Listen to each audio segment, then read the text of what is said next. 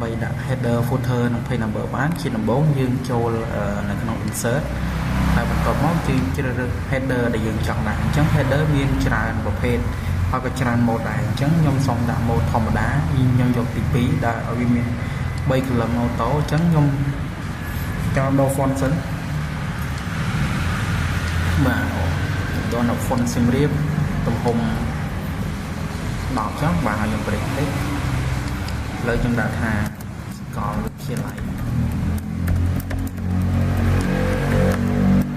ពុំមិននីតិសាស្ត្រ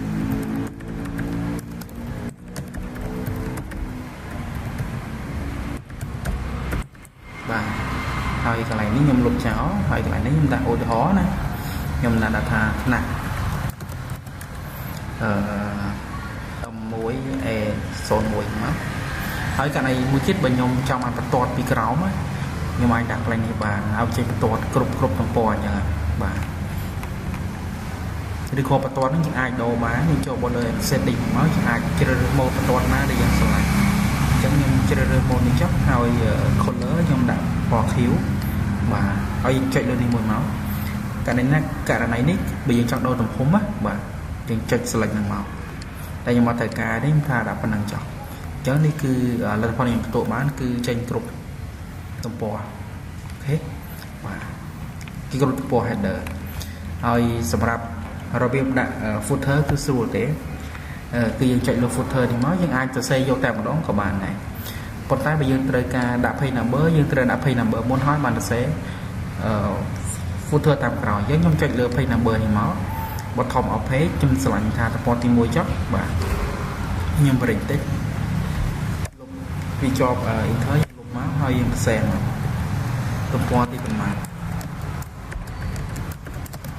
ហើយបើអស់លោកលោកស្រីឬក៏អ្នកទស្សនាដែលចង់បាន font ដែល font នេះfont លេខ1នេះទៅជា font ខ្មែរយើងអាចប្រើប្រភេទ Simrip Auto នេះបាទខ្ញុំដាក់ Simrip Auto ហ្នឹងមកដាក់ font 10ចុះឲ្យវាដូចគ្នាហើយយើងចង់បាន mode បន្ទាត់នេះ mode បន្ទាត់អូខេយើងចង់ដូរពណ៌ក៏បានដែរហើយកន្លែងនេះអាចដាក់ថាយើងរៀននៅរៀបរៀងដោយពីណាទៅឧទាហរណ៍រៀបរៀងដោយអូសេរីបងទៅ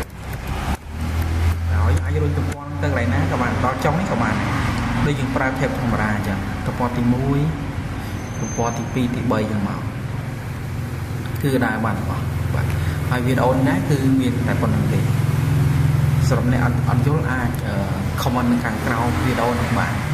ហើយសម្រាប់របៀប install font ក៏មាននៅក្នុងវីដេអូអាចឲ្យមើលបន្ថែមបានអរគុណច្រើន